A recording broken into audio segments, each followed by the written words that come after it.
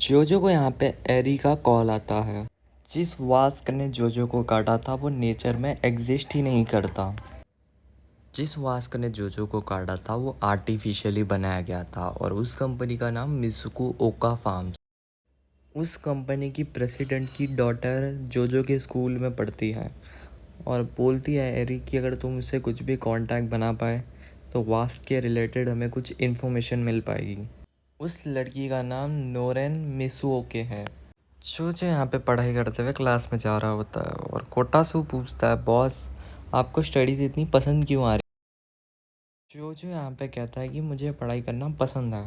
कोटासू भाई हैरान हो जाता है कि स्टडी करना एक फ़न है और ये दोनों जोजो को गुड मॉर्निंग बोलने आए हैं।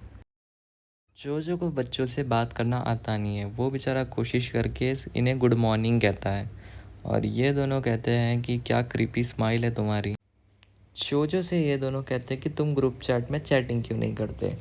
जोजो को वैसे भी ग्रुप चैट्स फालतू ही लगते हैं और जोजो इन दोनों के लिए कह देता है कि मैं कोशिश करूँ। आगे जोजो क्लास में आने के बाद नोरन मिसुओका को देखता है और उसका मिशन है कि इसके क्लोज आना। आगे हम देखते हैं कि नोरन मिसुओका स्पोर्ट्स में भी काफ़ी ज़्यादा अच्छी होती है। ये सारे नल्ले लड़के मिसुओका को घूर रहे होते हैं और ये देख के मिसुओका काफ़ी ज़्यादा गुस्से में आ जाती है। मिसुओका पढ़ाई में भी काफ़ी ज़्यादा अच्छी होती है।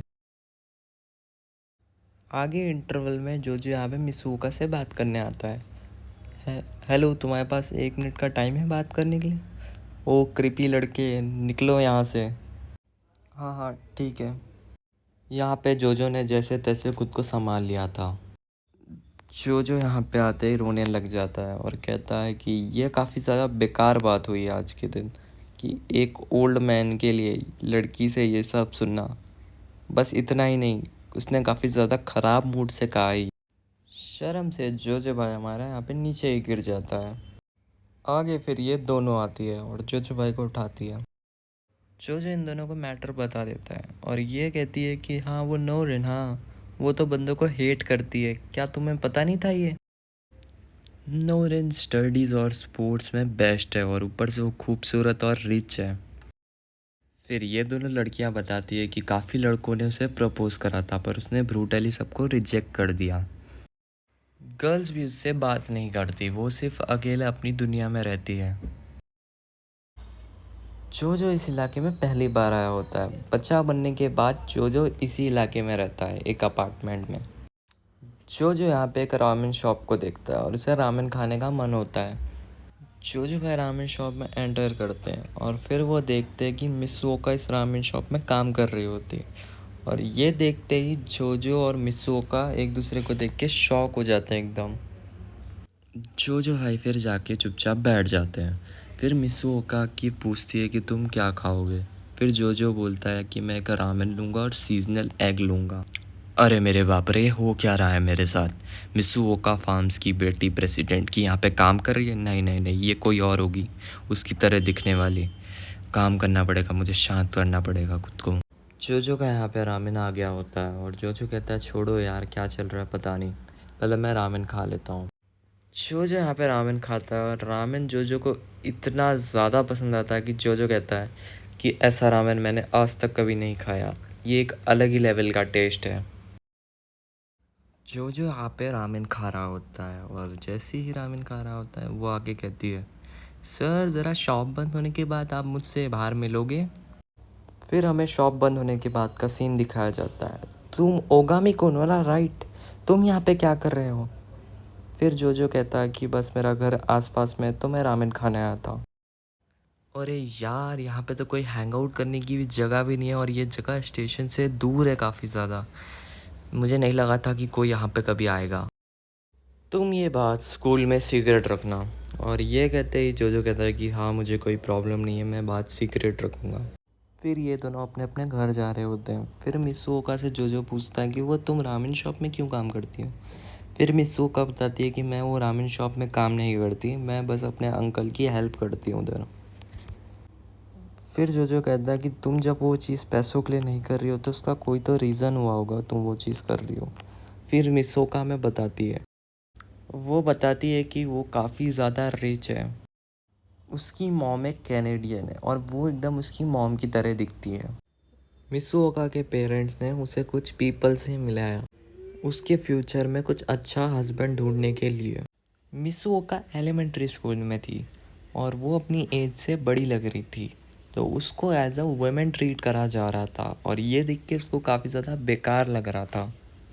जबकि वो मिडिल स्कूल में आई है तो स्कूल के सारे लड़के उसको ऐसे ही ट्रीट करते हैं, तो जो यहाँ पे समझ जाता है कि उसको इतना हेटरेट कैसे आया लड़कों के लिए। मैं एक रामेन शॉप खोलना चाहती हूँ, लेकिन क्यों?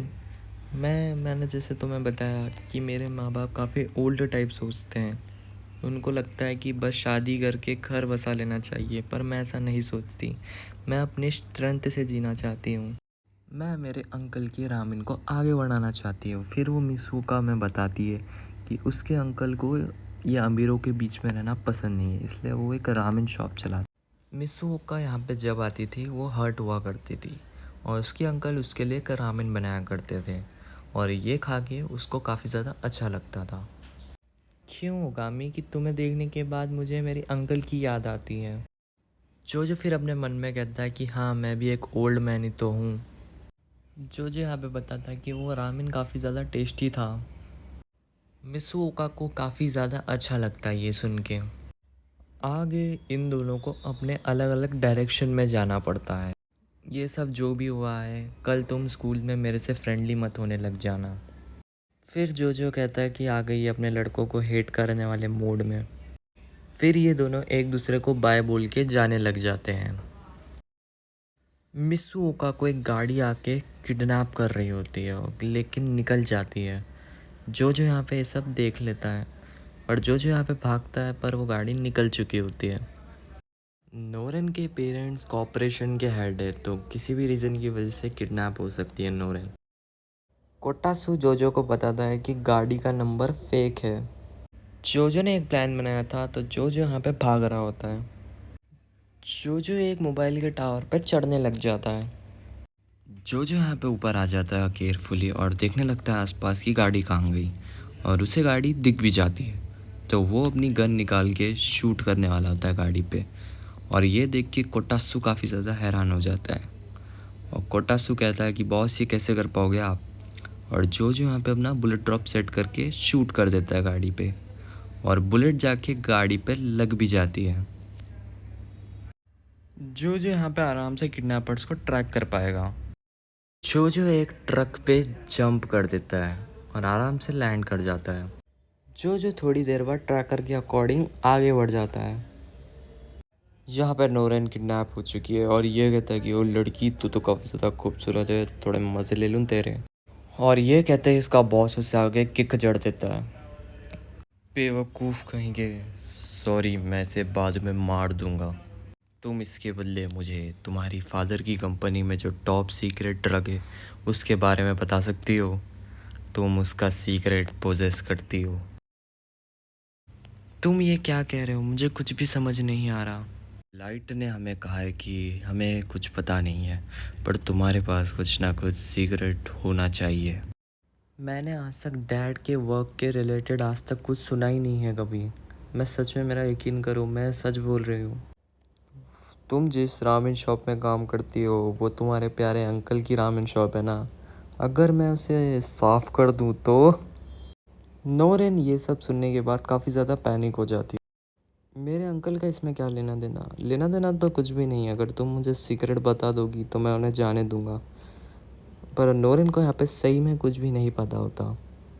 यहाँ पे रबर बुलेट से हमला हो जाता है और हमला करने वाला जो भाई होता है। जो कहता है कि साले बेवकूफ़, तेरी हिम्मत कैसे हुई? और पीछे मुड़ के जैसी नोरेन देखती है उस जो अपना उसके मुंह पे बैग पिला देता है। वो चूज़े तू है कौन? वो बेवकूफ़, मैं तुमसे बड़ा हूँ। जो इन तीनों को फिर शूट कर देता है। हालांकि यहाँ पे और भी बंदे आ रहे होते हैं। यहाँ पे छोटे से लोडर पे नूरन को यहाँ पे बिठा के जो निकलने लग जाता है। सामने से फिर बंदा आ जाता है और ये देख के जो भाई यहाँ पे जंप लगाते हैं और उसके पीछे आके उसे किक जड़ देते हैं। जो जैसे ही बाहर निकलता है उसके सामने दो बंदे आ जाते हैं और वो सीधा शूट करने लग जाते हैं जो पे। लोडर की मदद से वो गोलियां रोक के शूट कर देता है इन दोनों को और फिर निकल जाता है यहाँ से। फिर जोजो के सामने दो बंदे आ जाते हैं। जोजो फिर उन पे लोडर फेंक देता है, फिर सीधा उन पे चढ़ जाता है। फिर पीछे से एक बंदा आता है, उसे भी शूट कर देता है। जैसे ही जोजो बाहर जाने लगता है उसे कुछ लकड़ी का दिखता है। जोजो फिर बाकी जो बच चुके लोगों को सुलाने लग जाता है। फिर जोजो यहाँ से बाहर निकल जाता है।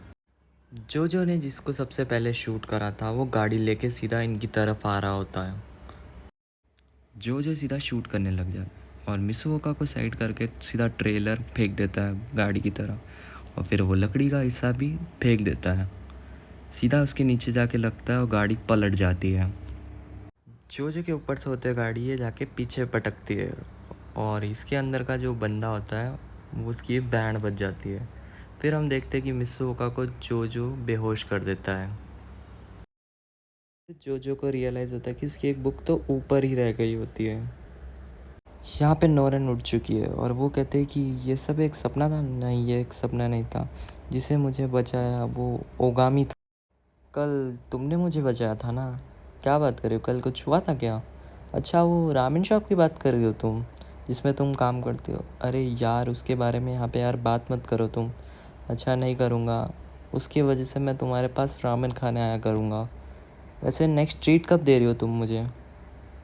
फिर ट्रीट के लिए मिसुओका हाँ कह देती है।